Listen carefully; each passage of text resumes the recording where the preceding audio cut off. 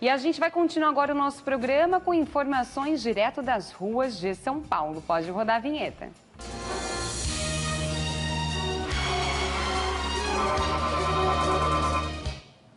Nossa repórter Jéssica Nunes... Jéssica Nunes sou eu, minha gente. Olha, ainda bem que vai ter um programa sobre memória hoje, viu, Jéssica? Porque eu já me confundi. Nossa repórter Jéssica Marques, minha gente. Ela já está lá a postos para nos dar as informações de hoje. Boa tarde, Jéssica.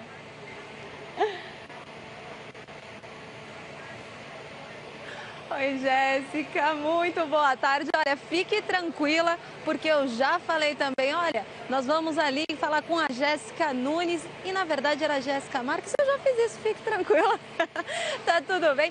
Mas, olha, hoje a gente tá fazendo um link especial porque todo mundo pensa que quarta-feira é dia de feijoada, mas não. Essa quarta-feira, dia 25 de outubro, é dia do macarrão. Muitas pessoas pensam que o macarrão, né, ele por ser um carboidrato, ele é o vilão das dietas. Porém, de acordo com uma universidade, por uma pesquisa, de acordo com uma pesquisa feita pela Universidade de Stanford e de Harvard, nos Estados Unidos, falou que o carboidrato pode não ser tão vilão assim a longo prazo, desde que seja consumido em poucas porções. E para falar desse macarrão, desse carboidrato que todos nós conhecemos e gostamos, nós fomos a uma cantina aqui em São Paulo falar com o chefe Edgar, que explicou para a gente um pouquinho sobre todo o macarrão e os tipos de massa. Vamos conferir. Éder, conta pra gente quais os tipos de massa que vocês têm aqui na cantina. Bem, aqui na cantina atualmente a gente serve 3 tipos, que são as recheadas, as longas e as curtas. As recheadas são raviolis, as curtas são as mais clássicas, é o espaguete, o fettuccine. As longas são as mais clássicas, o espaguete fettuccine, as curtas é o penne e o... acho que é só o penne. Só o penne, é. Qual que é o diferencial que tem nessas massas? É algum ingrediente? É porque é fresca? Como é que é? As massas são 100% feitas aqui, elas são todas frescas, a gente faz do zero mesmo. Toda a produção aqui, secagem aqui, cozinhar, é tudo aqui que a gente faz. Até as recheadas são feitas aqui também? Até as recheadas, as lasanhas, tudo, os recheios das massas também, é tudo feito aqui, produção nossa. Tô sabendo que aqui na cantina tem uma promoção, gente, que é um prato um pouco alto, que tem macarrão, polpettone. Então explica pra gente um pouquinho, primeiro, como que você fez esse prato. Então, esse é o nosso desafio imponente, né? E a gente pega 1 quilo de massa, 1,5 litro de molho pomodoro e 20 polpettes, que seriam as almôndegas, né? A gente tem o nome de polpettes aqui. Que legal. Eu vi que tem muita coisa, ó, para você que ficou interessado nessa promoção, pode vir aqui, tá tudo no GC, como faz para participar, é bem bacana. E olha, Éder, eu fiquei interessada, eu acho que eu vou experimentar então. Aproveitar o dia do macarrão, né, gente? Ó, voltamos ao estúdio com vocês. Vou experimentar aqui então, viu? Bora!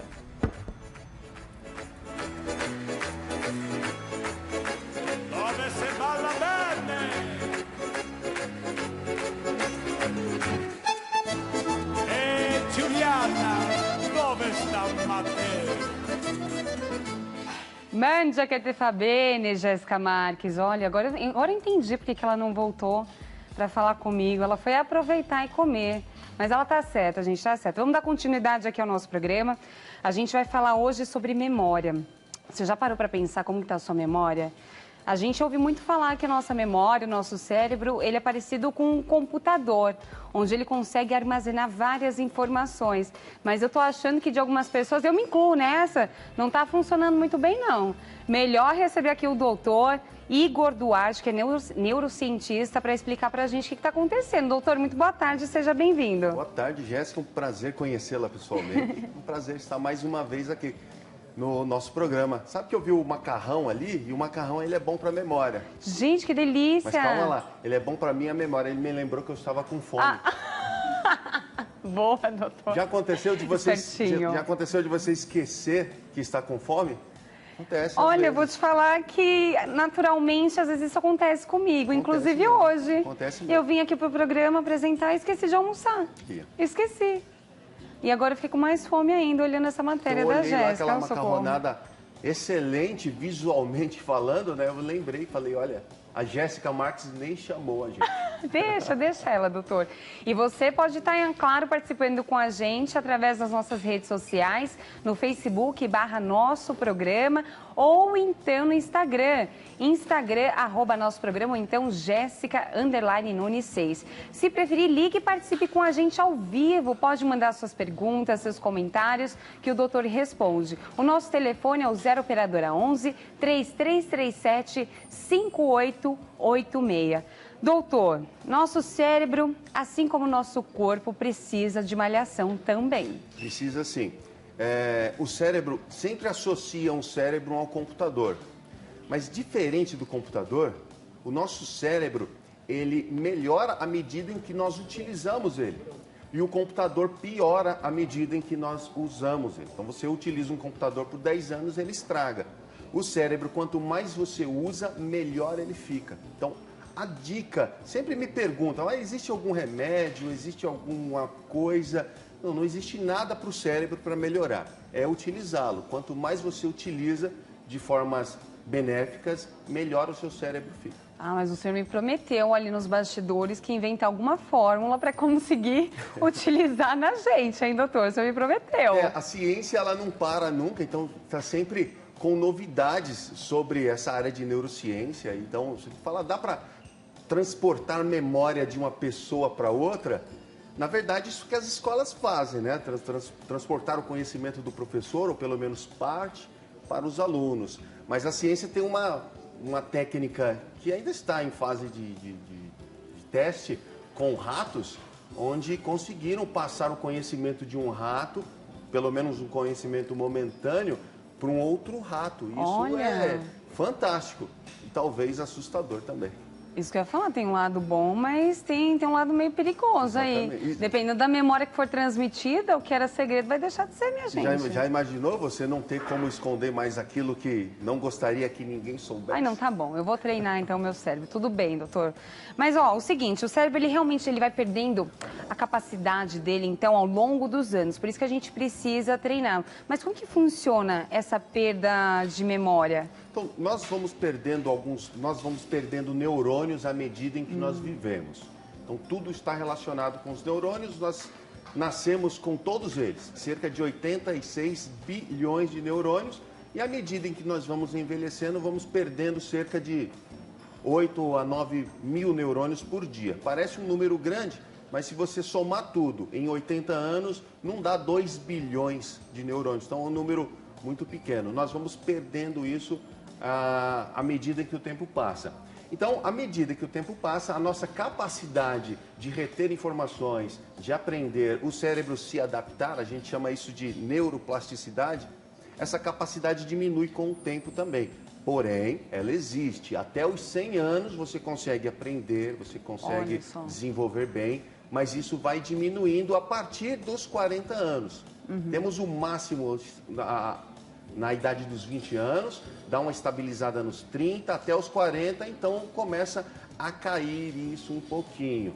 Não significa que você não consegue mais aprender ou reter informações, nada disso.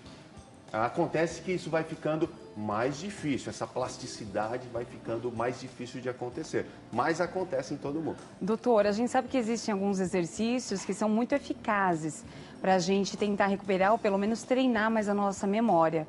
Mas no caso, a gente brincou da alimentação agora há pouco, nesse caso, ficar sem comer, por exemplo, também pode prejudicar a memória da gente? O cérebro funciona por energia que vem do sangue, da alimentação. O carboidrato é alimento do cérebro, não pode faltar. Então, o carboidrato vai virar glicose no organismo e essa glicose é combustível para o cérebro. Se faltar, o cérebro começa a entrar em parafuso. Então, a pessoa que tem hipoglicemia, tem glicemia baixa, ela não consegue mais raciocinar, não fala direito, até desmaiar.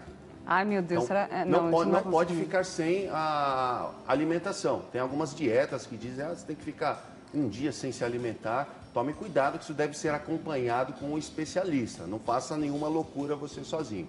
Então não pode faltar energia para o cérebro. Mas isso é verdade, doutor. Eu já reparei, algumas amigas, inclusive eu vou me incluir nessa também, porque já aconteceu comigo, de querer fazer uma dieta louca e de repente você fica até mais devagar. Você pensa, estou sem energia porque eu não comi direito. Mas a real é porque o cérebro não está conseguindo Isso aí, não raciocinar. tem a quantidade necessária de glicose na circulação para abastecer o cérebro. Por exemplo, você vai fazer uma prova que exige muito raciocínio, um vestibular, uma prova de concurso público, você também não pode encher a barriga porque isso tem um efeito negativo. Mas você tem que comer um tabletinho de chocolate. Sabe o chocolate? Sei, as mulheres eu como entendem sempre, de chocolate, conheço. né? Então não é para comer um chocolate inteiro, mas você come você vai fazer uma prova de 4 horas, coma 2 tabletinhos daquele de hora em hora. Você vai comer 2 tabletinhos de hora em hora. Ó, o doutor deixou, já estou anotando. 2 tabletinhos por hora. E isso mantém os níveis de glicose na circulação e mantém o seu cérebro raciocinando bem durante todo o percurso da prova. E a chance de você errar porque o cérebro não estava raciocinando direito, isso minimiza. É uma estratégia boa para quem vai fazer provas na universidade, para quem vai fazer concurso, para quem vai prestar vestibular também. Para quem vai apresentar programa também, para quem está com fome. Até porque você estando com fome, você não consegue se concentrar na hora de responder ou, de repente, ter uma memória. Ah, Jéssica, o que você comeu ontem? Eu estou morrendo de fome. Como é que eu vou conseguir pensar, sendo que eu nem consegui comer também? Eu acho que já vai para outro canto para a memória, né? Antes de eu vir para as entrevistas, eu também tenho o meu chocolatezinho ali. Eu não sou muito fã de chocolate, mas é a estratégia. Então eu sei que ele é importante para manter o meu cérebro vivo aqui. Já imaginou dar pane ao vivo? Ai, que medo. Gabi, vou pedir já para a Gabi pegar um chocolate para mim, hein, gente? Para não dar pane no ao vivo. E outros exercícios também ajudam. A gente estava falando da alimentação, achei bacana. E também tem o sudoku, né, que é bem comum.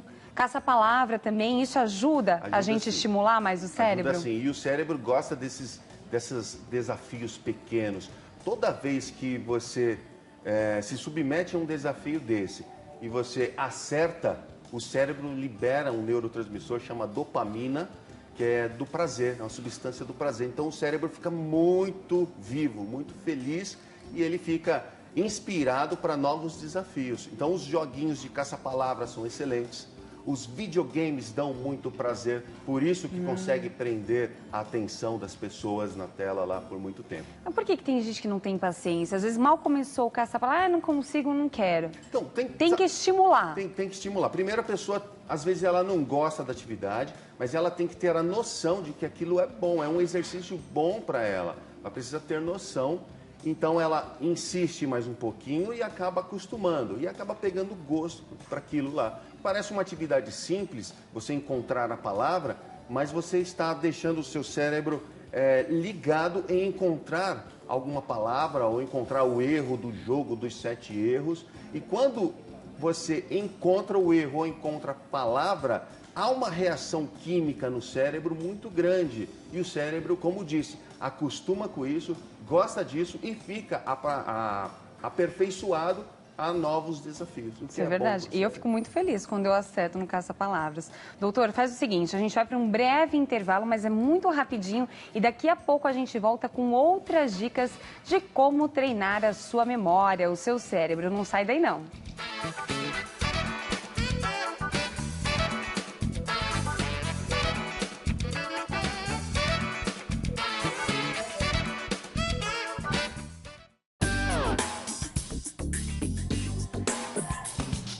Nosso programa está de volta para a gente continuar falando agora das dicas de como treinar a sua memória, o seu cérebro.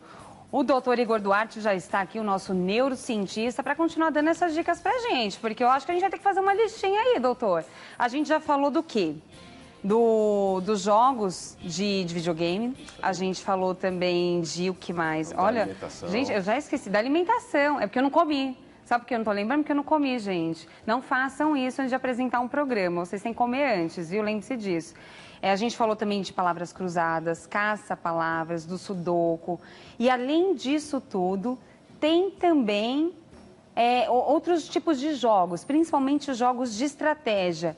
Eles realmente ajudam a memória em si ou não? É outro campo da memória? Não, é interessante porque os jogos de estratégia, o nosso cérebro, ele é especialista em prever o futuro. Então nós estamos o tempo inteiro prevendo o que vai acontecer no futuro. E quando o cérebro prevê e acerta, isso gera uma reação bioquímica muito grande no cérebro e de forma benéfica. Então o cérebro, um jogo, por exemplo, de cartas, um jogo de dominó, os participantes estão o tempo inteiro imaginando, ou seja, prevendo o futuro do que está acontecendo na mão do seu adversário. E quando ele cria uma estratégia, ele fala, eu vou jogar essa pedra porque eu vou ganhar do meu oponente. Isso acontece, gera uma reação bioquímica muito forte, atinge uma área do cérebro chamada núcleo accumbens, é uma área exclusiva do prazer. Então dá um prazer muito grande para o cérebro e isso motiva para novos desafios, para jogar novamente. Será que esse, de repente, pode ser o estímulo das pessoas viciadas? É uma reação tão forte no cérebro que a gente até tem vontade de continuar? Perfeito. Essa substância que ativa a área, o núcleo accumbens, é dopamina. E essa dopamina é a mesma que é liberada quando as pessoas utilizam entorpecentes, drogas. A droga, ela libera uma quantidade de dopamina muito grande. Então, a área responsável pelo prazer quer mais dopamina, por isso que o indivíduo vai buscar as drogas. O indivíduo que é viciado, da mesma forma, ele tem o prazer de estar lá e para ele sentir aquele prazer, novamente, ele precisa jogar novamente. Então ele precisa buscar o jogo, apostar mais, etc., a fim de ter aquela sensação. E aí é onde ele acaba entrando num círculo que a chance dele se dar mal financeiramente é muito grande, porque os jogos foram feitos para perder. Isso é verdade, doutor. Montar quebra-cabeça pode ser uma boa opção também? Eu, por exemplo, adoro. Ótimo. Então, o jogo de quebra-cabeça, você está encontrando a peça que está faltando ali no tabuleiro. É ótimo. E as crianças de hoje não querem mais fazer isso. Verdade, é uma pena por conta dos jogos eletrônicos. Eu disse que os jogos eletrônicos são bons. São bons, não tem... O problema é que as crianças estão deixando as outras atividades de crianças. Querem só ficar no jogo. Então, as crianças não estão mais indo para o parque andar de bicicleta. Precisa de outros estímulos, né? Não dá para ficar só naquilo. Mesmo porque, Jéssica, atividade física já é comprovado. Você fazer atividade física aumenta o número de neurônios numa área do cérebro, chama hipocampo, que está relacionado à memória. Então, você tem lapsos de memória, ou você acha que tem algum problema de memória, faça suas caminhadinhas diárias que eu garanto para você, sem medicamentos, sem nada. Apenas com as caminhadinhas você vai dar um up na sua memória. Doutor, foi ótimo o senhor tocar nesse assunto, porque às vezes a gente tem uma dificuldade de lembrar das coisas. Nisso eu fico pensando, quando eu sei que pode ou não ser uma doença? Às vezes é um lapso de memória, foi momentâneo ou não. Principalmente às vezes quando a gente convive com uma pessoa mais velha, às vezes nossa mãe, nosso pai, nossos avós, a gente percebe que eles estão esquecendo com mais frequência, mais facilidade aquelas coisas. E isso deixa a gente bem preocupado. Claro. Quando eu sei que é ou não, de repente, um resquício de alguma doença? E assim, nesse caso, não tem jeito, tem que procurar um especialista, procurar um neurologista, ele vai fazer testes específicos, vai solicitar exames, inclusive exames de imagem, para ver como está a conformação do cérebro. Então, ele consegue estudar, numa ressonância magnética, por exemplo, essa área que chama de hipocampo, que é onde acomete as pessoas que têm a doença de Alzheimer. Então, esse hipocampo, ele diminui de tamanho, então há uma atrofia de hipocampo, consegue ver isso na ressonância magnética. Detectou isso? Ponto. Temos uma doença instalada e aí vem a segunda parte, que é o tratamento da doença. Então, existe tratamento, tem como recuperar boa parte do que foi perdido. Mas quem vai determinar se é ou não é o médico neurologista, então precisa do acompanhamento do especialista, não tem jeito. Perfeito, doutor, muito obrigada. E a gente acabou de receber uma ligação aqui da Solange, ela é professora de biologia. Muito obrigada, viu, Solange, por sua audiência. Ela pergunta o seguinte, doutor, ela dá aula, né? Então ela conhece alguns alunos que têm o cérebro meio preguiçoso. Ela pergunta o que fazer com isso, doutor, o que fazer com o cérebro preguiçoso? Sabe que eu vejo muito nos alunos que a gente parece que tem o cérebro preguiçoso. O que eu vejo, Solange, a minha experiência é que o aluno ele não encontrou a motivação daquela disciplina específica, ele não encontrou o objetivo daquilo. Eu vejo muito, eu sou professor universitário, então os alunos eles não conseguem ligar aquilo que a gente está falando com a profissão dele. Isso já aconteceu várias vezes comigo. Quando eu desperto isso no aluno, falo, ó, isso é importante para a sua carreira acadêmica, para a sua carreira profissional. Como você vai chegar no mercado de trabalho sem esse conhecimento? E aí ele entende da importância, começa a dar mais atenção para aquela tarefa e aí consegue se desenvolver melhor. A nota dele no primeiro bimestre, que foi 6, 6,5, já vê no segundo bimestre, já foi para 8, houve uma melhora apenas. Então, normalmente é isso o que acontece, não tem motivação. Na escola, no ensino básico, ensino infantil, vejo muitos casos de crianças que inclusive procuram tratamento psicológico, crianças que têm dificuldade no ler ou no escrever, mas têm facilidade muito grande em fazer com a mão e as escolas estão pecando nisso. Ficam muito na imagem, na lousa e no que o professor fala e pouco coloca para fazer. Então, muitos alunos aprendem fazendo. Então, vi uma estratégia de uma professora que levou os alunos para um supermercado com dinheiro de mentirinha para eles fazerem compra. Olha que extraordinário. Verdade. Todo mundo aprendeu contas. Mesmo aquelas pessoas que falam assim, mas ele tinha dificuldade em fazer cálculos. Lá no supermercado ele fez, comprou tudo e conferiu o troco. Eu acho essas ideias magníficas, porque realmente as pessoas, elas precisam de um outro estímulo.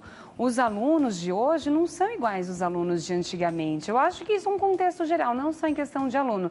Então, o método de aprendizagem, o método de ensino, ele está mudando cada vez mais para tentar realmente puxar. Até porque o virtual hoje parece muito mais agradável do que uma simples aula, que para ele pode parecer uma simples aula, mas não é.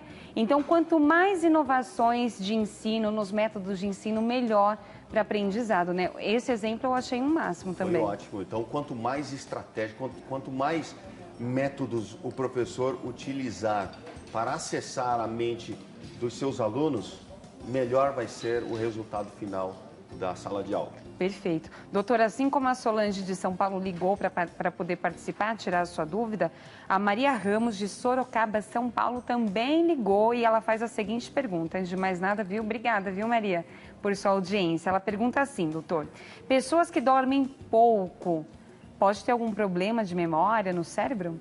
O cérebro precisa do descanso de 8 horas. Se você não dorme às 8 horas, o cérebro, o organismo em si não repõe toda a quantidade de hormônios que normalmente é reabastecida durante o sono. Então, a falta de alguma substância pode comprometer a sua memória sim. O ideal é dormir 8 horas, entre 7h30 e 8 horas é o que os estudos mostram. Jovens e adolescentes precisam de um período maior, então o jovem e adolescente precisa pelo menos 10 horas. Aliás, é durante o sono que cresce. Você provavelmente já ouviu sua avó falar que tem que dormir para crescer. Então você aumenta de estatura também durante o sono. O sono é fundamental, inclusive, para a manutenção do cérebro e da memória. Sabe o que eu gosto de fazer antes de dormir, doutora? Às vezes eu não consigo dormir, eu sei que eu preciso para poder descansar o corpo, a alma, o cérebro, tudo. Eu leio um livro. Ler um livro também pode ser uma boa antes de dormir e ajuda também na memória, ler livros? Isso aí, mas depende do que você lê.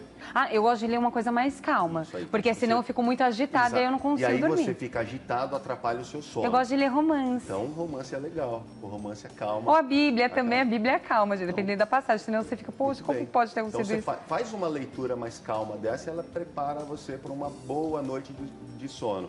É interessante você ir para o quarto, depois da leitura, claro, com as luzes no mínimo, que você precisa também de escuridão para ativar a produção do hormônio melatonina, que é o hormônio que vai induzir o sono. Então, se você tem luz, tiver muita luz, ela para de ser produzida, você vai ter dificuldade de pegar no sono também. Perfeito. Doutora, acabou de chegar outra perguntinha também, agora da Luciana de Minas Gerais. Muito obrigada, viu, Luciana, por sua audiência. Ela diz o seguinte, ela passou em alguns concursos, mas agora ela está com uma certa dificuldade. Como que ela pode reativar o cérebro dela? Principalmente para ela que está acostumada a fazer esses concursos. Luciana, Luciana. né? Luciana, algumas estratégias. Eu dei um exemplo para você do alimento, do chocolate. Provavelmente você já ouviu falar isso, já que você é expert em concurso. Uma sugestão de estudo que eu gosto muito é escrever.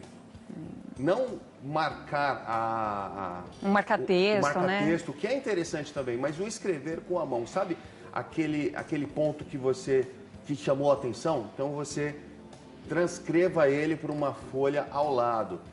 Quando tem uma informação que eu quero muito gravar, eu escrevo ela 3 vezes. Eu falo e eu escrevo com a mão. Nossa, 3 esse vezes. método já me ajudou. Sabe o que me ajudava a fazer isso? Na hora de aprender outra língua. Eu lembro que quando eu era mais nova, eu estava aprendendo inglês, a professora falava, a professora não conseguia memorizar, doutora. E quando eu comecei a fazer isso, tá? Eat, comer. Eat, eat, eat. Escrevia... Perfeito. 3 vezes, pelo menos, porque isso me ajudava. Porque o escrever vai colocar a informação em áreas da memória. O cérebro tem várias partes que ele memoriza. Então, tem memória auditiva, tem memória motora, tem memória fotográfica. Para você escrever, você precisa ativar todas essas memórias a fim de transformar isso, todo o seu conhecimento, em movimento. Então, eu ligo partes do cérebro, eu interligo todas essas partes para transcrever aquela informação que eu quero aprender, e a chance disso ficar fixado no seu cérebro aumenta tremendamente. Então, você, Luciana, que quer memorizar aquela fórmula matemática, por exemplo, para um vestibular, você transcreva ela manualmente, pelo menos 3 vezes, que eu garanto que você vai lembrar dela durante a prova. Bacana. E eu tenho uma dúvida também. Escrever ou digitar? Porque hoje as pessoas estão meio que deixando de lado. Eu gosto muito de escrever, mas digitar um texto, por exemplo, essas informações que a pessoa precise, ela também tem uma funcionalidade boa ou não? Tem sim, porque o cérebro precisa juntar as palavras que estão lá em forma de imagem. Isso tem um efeito. Mas não tem a parte motora de você fazer o desenho da letra e formar a palavra. Então, na minha opinião, escrever é muito melhor do que digitar, embora digitar também seja interessante. Perfeito, doutora. A gente tem outra participação agora na nossa tela interativa. Pode colocar a perguntinha, por favor. A pergunta é do Marco Antônio de Jandira, São Paulo. Ele pergunta assim, doutor: me lembro de coisas que aprendi aos 2 anos de idade, mas às vezes nem sei o que almocei no dia anterior. Por que isso acontece? Ai, eu me identifico, viu, Marco? Não se sinta sozinho. Por que isso acontece? Normalmente, Jéssica, essas informações do passado bem remotas, elas estão associadas a componentes emocionais muito fortes. Então, você não se lembra de tudo que aconteceu nos 2 anos, mas um episódio específico que ficou marcado com um componente emocional ou muito bom ou muito ruim, isso fica de uma forma muito mais intensa. O almoço de ontem não teve um impacto emocional, porque normalmente é o que vocês fazem no dia a dia. Então, a família normalmente almoça ou janta da mesma forma ali, é mesmo meio que uma rotina. Mas se acontecer um episódio diferenciado, esse jantar ou esse almoço fica fixado de uma maneira muito mais intensa. Eu sempre vou lá no passado buscar algumas informações. Tenho uma memória minha que foi quando meu pai me levou a primeira vez na praia. Ah, é verdade. Eu não me lembro da segunda, mas a primeira vez eu me lembro até do lanche que meu pai levou pra gente. Olha que bacana, isso já aconteceu. Ficou registrado, né? Marcou. Registrado, porque o emocional é muito forte. Nossa, o emocional está ligado a muitas funcionalidades do nosso corpo, né? Os professores utilizam de estratégias de contar uma piada. Verdade. Cantar. Falar, meu professor é o que cantava música. E aí, quando você lembra da música, resgata toda aquela memória da aula. Que o professor estava falando disso e daquilo.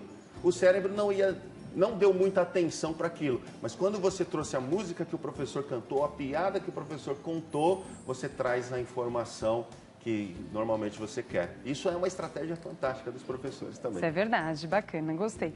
Vamos para a nossa próxima pergunta na tela interativa. Agora é Estela Matos, do Rio de Janeiro, RJ. Ela pergunta assim: porque às vezes, pelo menos sem razão aparente, resgatamos uma memória que não tem nenhuma relação com o que estamos vivenciando? Por exemplo, às vezes estou andando na rua e lembro do rosto de uma pessoa, ou lembro de alguma música que faz tempo que não vejo ou ouço. Tem a ver com essa questão também emocional? A memória, ela é aleatória. A não ser que você diga para ela, eu quero aprender isso, eu vou forçar, vou repetir para essa informação ficar no meu cérebro. O cérebro armazena informações aleatórias que você normalmente não queria. Isso é importante, você determinar o que você quer aprender. Se você deixar o seu cérebro no automático, ele vai aprender coisas que as pessoas querem que você aprenda. Como, por exemplo, uma propaganda de rádio ou de televisão. Você vem andando pela calçada e escuta a propaganda do rádio, cantando aquele jingle. Gente, fica na cabeça fica aquilo, tocando na sua socorro. cabeça o tempo inteiro. Porque normalmente o seu cérebro está no piloto automático. Ele está recebendo todo tipo de informação. Então quando vi essas musiquinhas é que eu estou no piloto automático, é isso? Quando você está focada em alguma coisa, quando você tem um problema muito importante para resolver, todas as outras informações são abafadas. Uhum. E aí você não consegue nem ouvir o que a pessoa ao lado falou para você. É a pessoa verdade. fala, você depois fala, você falou alguma coisa comigo? Eu não ouvi. Verdade, Dizem doutor. que o homem tem muito disso, né? O homem só faz uma coisa por vez. Eu não queria falar nada, mas eu acho mais comum nos homens, literalmente. Mas pra gente sair um pouquinho dela, vamos pra próxima pergunta, tá? Vamos Pra não lá. dar muito tititi depois. Agora é a Leonésia Amaral, lá de Fortaleza, Ceará. Ai, que delícia. Ela pergunta assim: existe algum alimento que ajuda a memória ou algum remédio? Sem ser o macarrão, para resgatar a memória. Então, existe o carboidrato que vira a energia do cérebro. Então, ele faz parte da alimentação, o carboidrato. Precisa ter um consumo. Se consumir demais, faz mal. Então, precisa consumir um pouquinho só na dieta. Agora, um remédio, não existe isso. Então, existe droga que acelera o cérebro. Isso existe. As anfetaminas aceleram o cérebro em níveis fantásticos, mas o efeito colateral é devastador. Então, a ideia é que você estimule o seu cérebro, deixe o seu cérebro o melhor possível com fontes naturais, normais.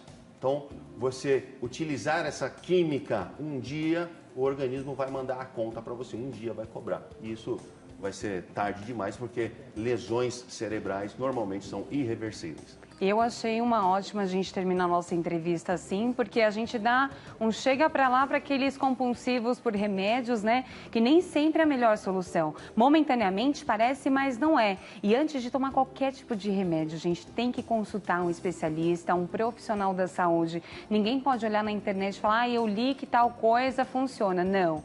Procure um especialista, né, doutor? Perfeito. E essa química que eu falei para você, a anfetamina, ela é muito utilizada em alunos dos cursos de graduação, principalmente alunos do curso de medicina, que exigem demais. Então, eles fazem muito uso disso. A anfetamina, ela é utilizada em tratamentos. Então, quem vai determinar a quantidade, o tipo, quem vai determinar isso é o seu especialista. Então, não tome nenhum medicamento sem a prescrição do seu médico especialista. Doutor, muito obrigada, viu? Inclusive, quem quiser falar com o doutor Igor é muito fácil. Vou passar os contatos para você.